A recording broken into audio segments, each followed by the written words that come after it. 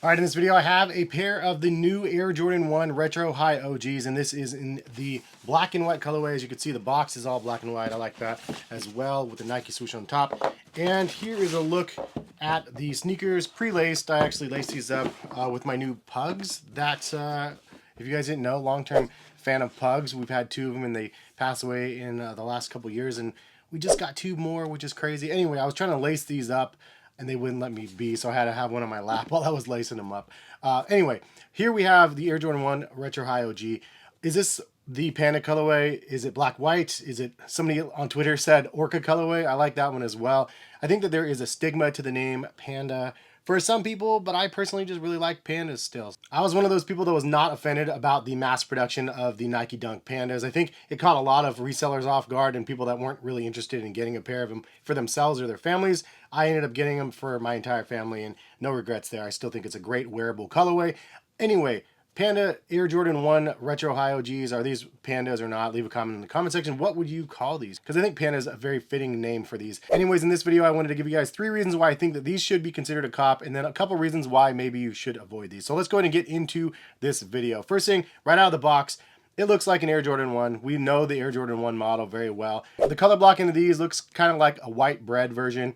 And I actually never put those two together until I actually said it out loud. White bread might actually be a hilarious name for these things. But it is the same color blocking as the reds. You can see the outsoles black instead of red, and so it's not white.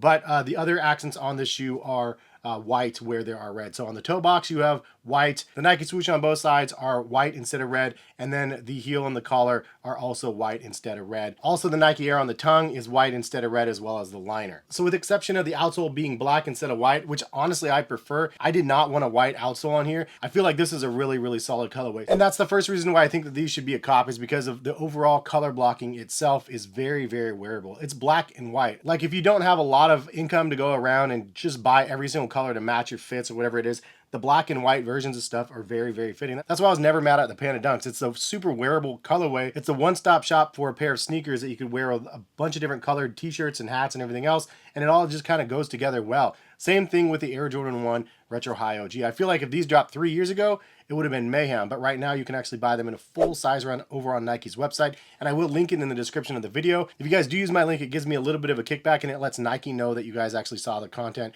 and I much appreciate it when you guys do that. It supports myself and my family directly. And now a family of 6 because of the extra added 2 pugs to the mix. But anyway, I feel like this is a very, very wearable colorway, and I love the fact that you have a one-stop shop. I mean, like, the bread colorway is super fire for somebody that loves black and red, but what if I'm going to like an Oregon State Beaver game or something like that? I don't want to necessarily wear these because they're red instead of orange, so I feel like this is just one of those options you can wear. I could wear my college hat, my college tee, and then just these on feet, and you don't have to go all in on your outfit changing it up. And again, frankly, that's just nice on people's pocketbooks. Now, obviously, I have a lot of sneakers behind me. I've been collecting for a number of years, so for me, like, I like to have a variety of different options, but I'm just saying, for those people that are beginning and getting into sneakers in general, like, this is a really nice entry-level pair of sneakers that you can get with no hype, something that's available and ready to cop right now. And they even have these in a family full size run, so it's really great to see they have them in all sizes. And for those wondering about the actual sizing of the shoe, I would say they're true to size of the Air Jordan 1s, whatever you're used to in an Air Jordan 1. I usually wear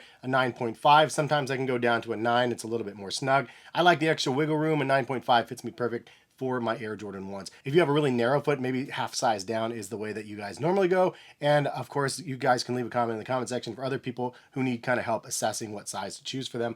Personally, I would recommend true to size. And the second reason why I think that these should be a cop for you guys, or at least a consideration, is because, again, the colorway is really nice, but this is the perfect colorway of an Air Jordan 1 Retro High OG that you can customize. And I love the idea of being able to change this up instead of the white bread version.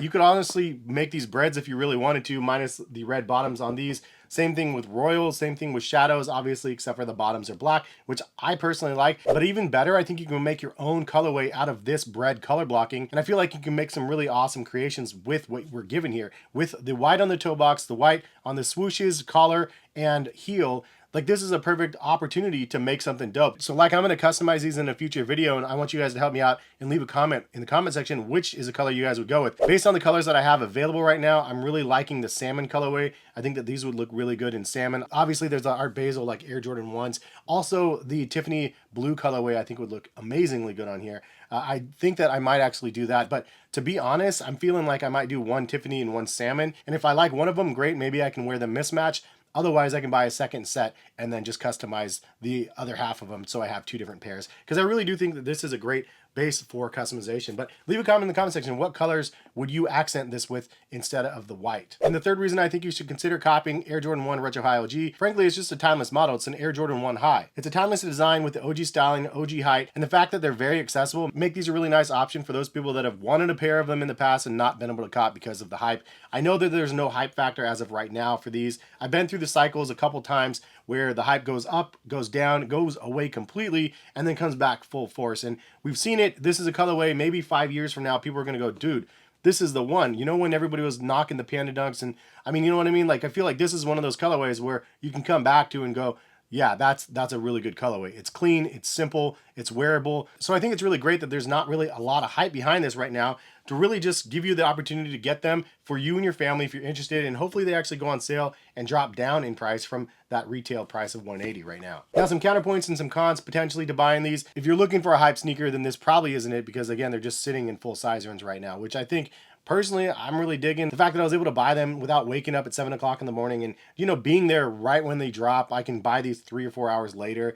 when I'm like comfortable and stuff. Like, I like that. It's something that I've enjoyed quite a bit about the hype dying down on the sneaker market, is just the overall availability of the product, so I can actually get them and not have to stress about it, which is great. But if you're looking for a hype pair to buy and sell for like $300 or something like that, that's obviously not going to happen with this. The next con is probably the overall price point, again, just being $180. I don't really love the idea that retros are $180. I like them at $160, $170. $180 is like, really? Come on, man. Now for those people that pay state tax and stuff, you're probably paying close to $200 for a pair.